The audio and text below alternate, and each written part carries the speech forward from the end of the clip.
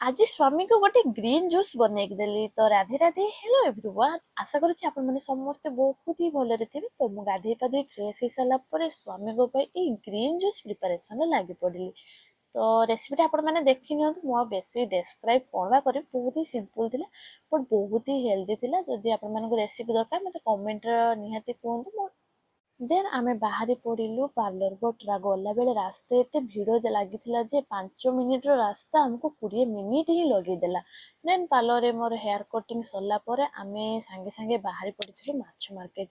अरे माछ मार्केट एते सुंदर सुंदर माछ पड़िथिला जे ना इच्छा तो लागुथिला सब माछ नहीं आसीबा पाई बट कौन करबा जति दरकार सेतिकी धरी धुरा कि आमे आंटू आंटू दी जन घर को पळी आसले।